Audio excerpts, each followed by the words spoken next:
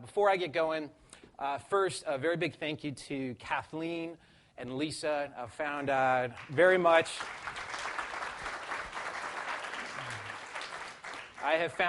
there are talkers and there are doers, and the difference makers are the doers. So when I first learned of this, I think it was maybe February, to some extent I sat on the sidelines and said, look, when the talk starts to go into some doing, I'd love to be potentially a part of this. So I thank you guys, because for me, today would have been probably just a normal, expected Saturday. But with your efforts, certainly for me, this is an unexpected Saturday, and hopefully for all of you attending as well. So when I took Kathleen up on the charge and I said, okay, I get asked to speak once in a while, and I always find myself saying, or asking myself the question, when I get asked to speak, what are you seeing in me that could possibly be interesting or unexpected to share? And Kathleen very quickly said, listen, I just want you to share the things that you think about. Share your thoughts, right? So think of that. If they're my thoughts, how could they be interesting to somebody else or even interesting to me when it's my world that I'm living in? So I said, okay, Kathleen, here's what I need you to do for me. Give me some lanes. I will speak under two conditions. Number one, you need to know anything that I share. I have to have your commitment that you will be underwhelmed with anything that I could possibly bring to you today, just so that I know I've got expectations set. And she said, I doubt that, but okay. Number two, it was, we want to crawl inside your head. We know you do some neat things. My day job, I get to kind of do crossword puzzles for a living. But she said, I want to understand some of the things that I've heard about and read about.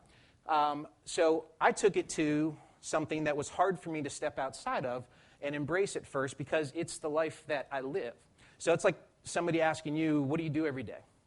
And it takes somebody else to shadow you to actually describe what you do every day. Because when you're living it, you don't necessarily see it. So I turned that and said, okay, I think I've got something that might be meaningful, but ultimately you guys in the next 15 minutes will be the judge of that. So when I think of unexpected, to me, I've never necessarily known if I've seen the word without an exclamation point in it. Because when you think of what unexpected is, those are the moments that usually drive your life. Whether it's you're just about to part this world and you've got those 8 or 10 frames that come into your mind, or something from today, maybe some single-minded soundbite that you're going to hear. You might not necessarily put the iconography of an exclamation point to it, but it's something that resonates to you. So my message to you in the next 15 minutes is very simple. I've got 3 things I need to do. I'm going to share something with you that's simple, that's telepathic, and that's visceral.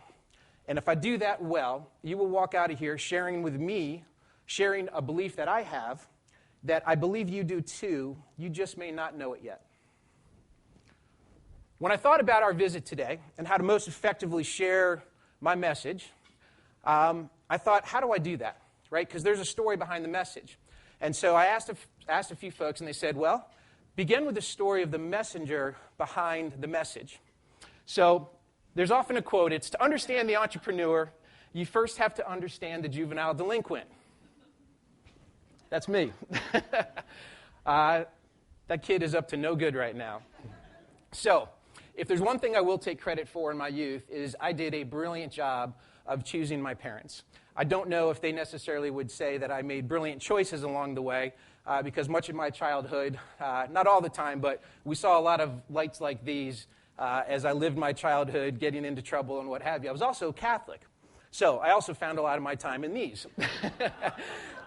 Doing whatever I could to get some sort of penance out there.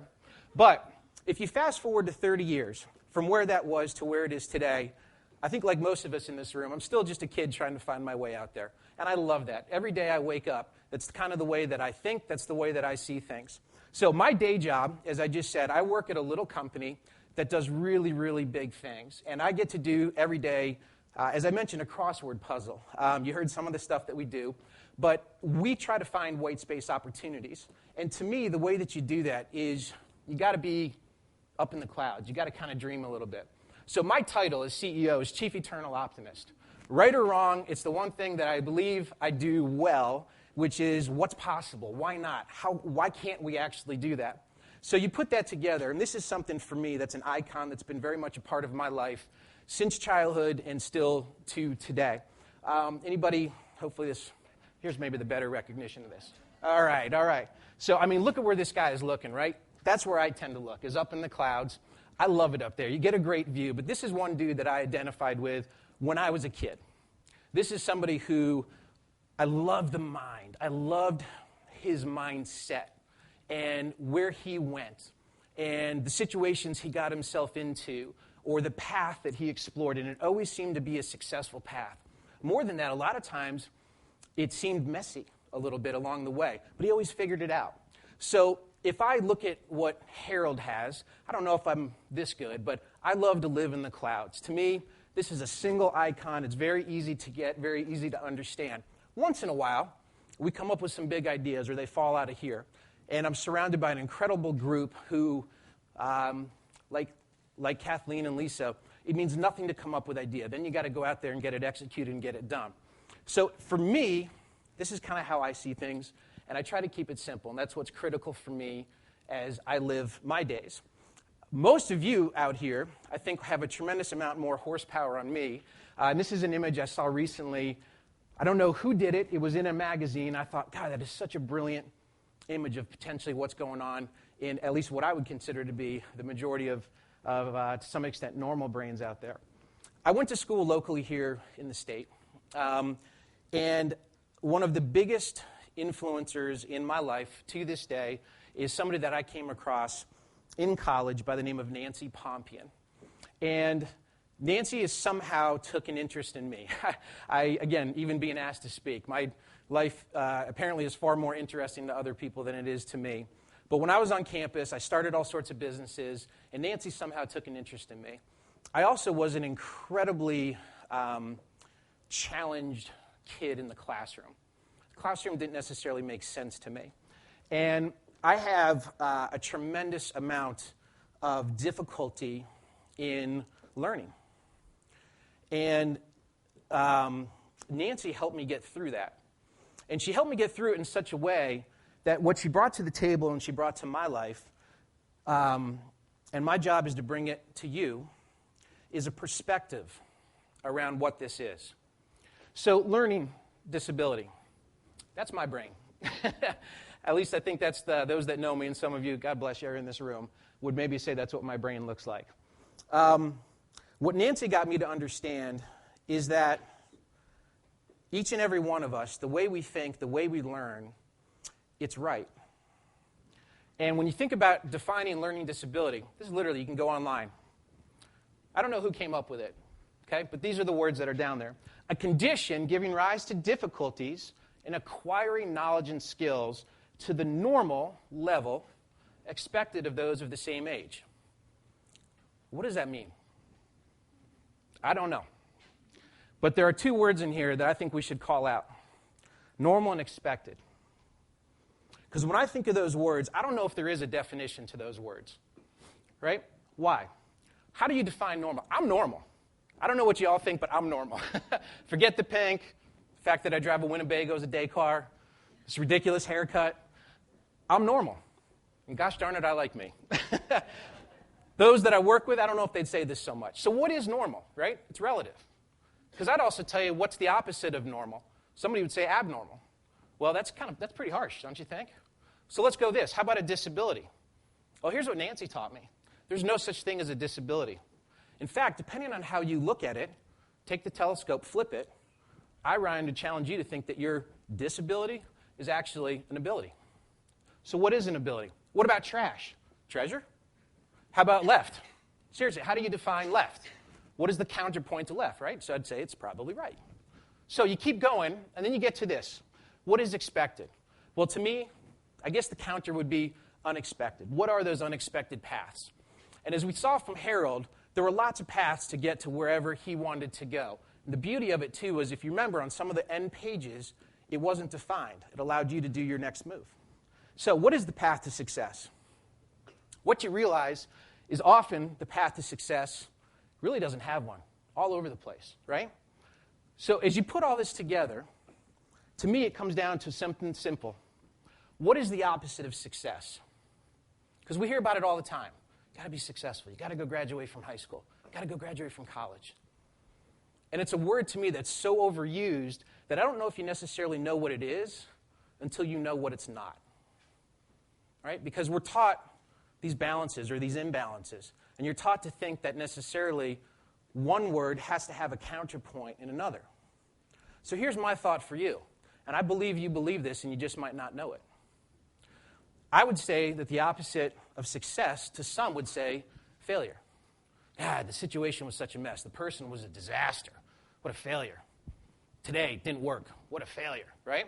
So then you usually go, it's a simple stretch to say, well, what's a failure? A lot of people would say, God, the kid's a mess. The day was a mess. The business was a mess. The recipe didn't come out. It was a mess. So I sit there and go, okay, failure is to mess. Well, what is a mess anyway? What's the opposite of a mess? Is there even an opposite of mess? I would actually tell you right here, right now, that there is an opposite to mess. And that the opposite of mess is at the core of almost every great thing that each and every one of us gets to take advantage of today. And the opposite of mess is success. And further, I would tell you that there is absolutely, positively, no such thing as a success without a mess. And in fact, I tell you that life without a mess is a mess. And here's why. If you're sitting there right now, you should be looking at me going, okay, kid, prove it. Okay? So now the challenge is on me. From the moment we are born, that's my little girl, hold on. Look at that. Hi, babe. From the moment we are born, we are told over and over and over. What do you think we're told? Right? Don't make a mess. Don't do it. Come on, you going to tell this kid not to make a mess? Shame on you. Oopsie, absolutely no way. Thank goodness no way. And here's why. Because at the end of the day, not only are every one of us born mess makers, but without a little mess, you can't possibly, no way can you get to this, or these, or this, and all of this. Okay? And one day, this. Prove it. To me, why we should all proclaim yes to the mess is the following reason. Every single one of these folks that's going to come up on this screen have something in common. And here's what it is. As kids, every one of them explored their inner innovation and their inner creativity, and you bet they absolutely made big messes along the way. Read any one of their autos, and you will hear about how during their youth they embraced, they were encouraged, they absolutely were at the core of making messes. What is a mess anyway? So let's get into that.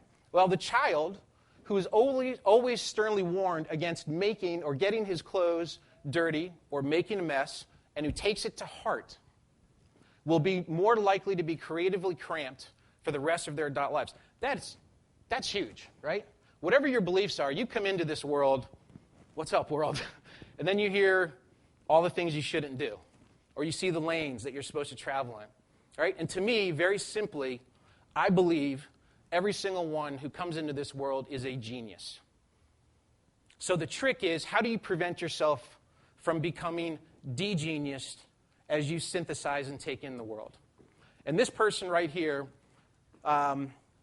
is somebody who is so highly regarded in this community of not only child development and creative development, but somebody who I've been looking up to now for 3 years, since kind of taking what was just a mindset and embracing it into more than that and actually putting it out in this country. So to me, this is what you get back to the unexpected. That's the exclamation point. And those are some thoughts from that's a thought from some exceptionally regarded influencers. And here's some more. Every youngster makes an intolerable mess. You know what? That's how we know they had fun. Anybody know who did this one? Somebody actually has roots in the state here. Seuss. All children are artists. The problem, how do you remain one as we grow up? Somebody would know a little bit about. And last, Dirty children have the best minds for imagination and adventure. Anybody know this one? If I had more time, I would have written you a shorter letter. Mark Twain.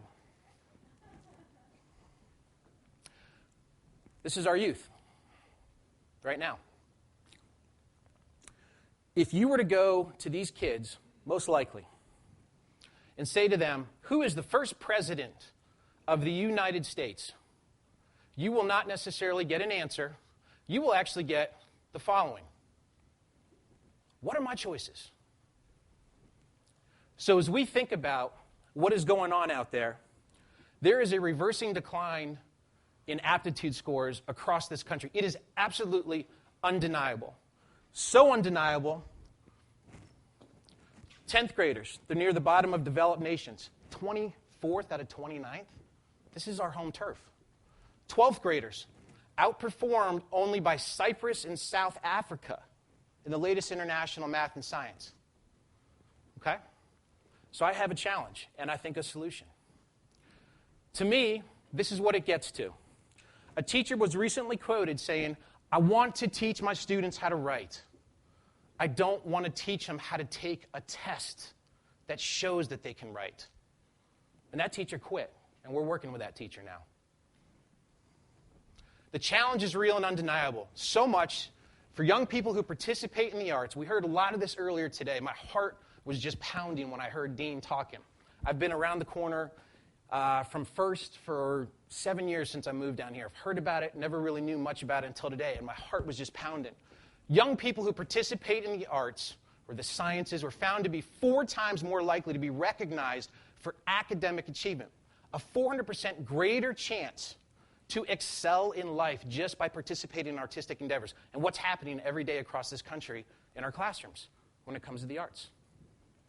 More so, the more creative a child is during their formative years, the better their critical thinking skills, and here's the clincher. Not only the better their critical thinking skills, but the ability for those kids to synthesize the world around them, and most of all, contribute to it. You're doing one or two things in this world. You're either giving or you're taking. How do you do both? So when you put all that together, this is where it comes. You put all that together and you reverse this equation, you find a very different sort of path to success, one that I reckon Harold would be very proud of. And it's one with an undeniable truth, and this is the following. At the core of aptitude is critical thinking. They're basically one and the same, maybe some differences in the definition. At the core of critical thinking is creative thinking. There's undeniable empirical data that shows the absolute undeniable connection between creativity and critical thinking.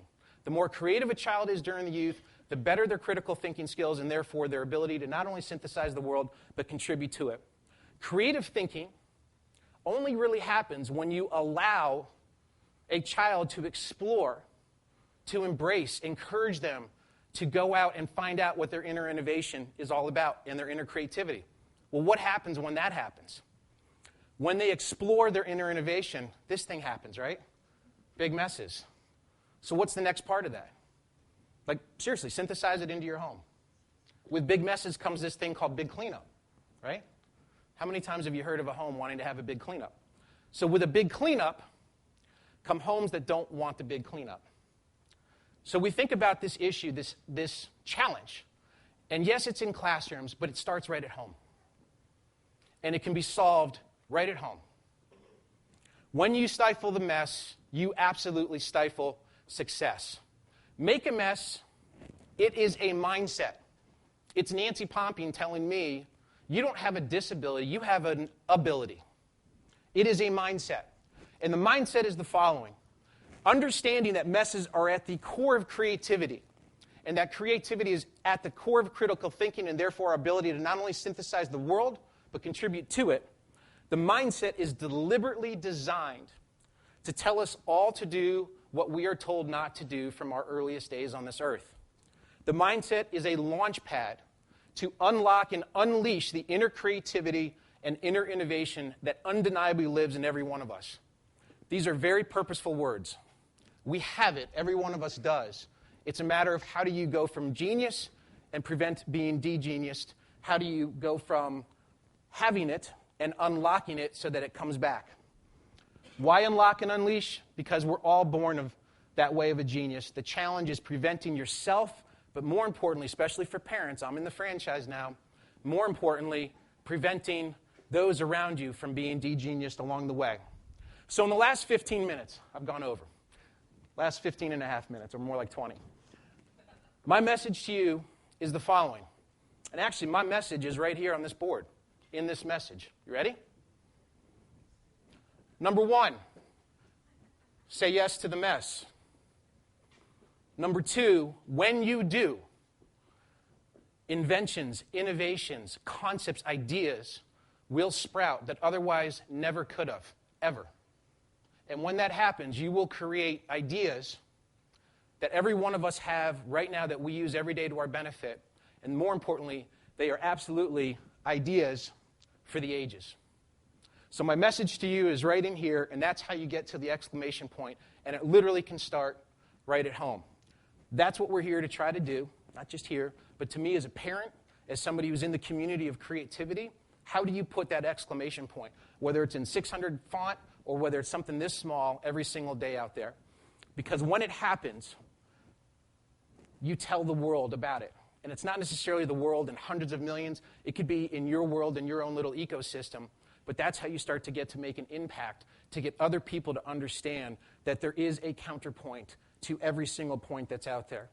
And when you do that, you unlock and unleash and embrace a spirit of innovation that I believe is at the core of every one of us, but continues to go away more and more.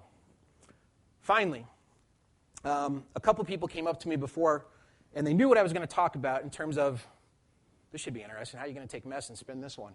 And then they said, okay, what are you doing to prove it? And so these are some slides I added. I don't know where Kathleen is, literally right before I got up here. So you say yes to the mess. Don't just embrace it. Don't just encourage it. Don't just enable it. But more importantly, do it every time you can. And I'd like to think that you could use our time together as almost a permission slip to actually allow yourself to do that out there. And my ultimate goal, hopefully, is one day you're reading through the newspaper and you see an ad for a home.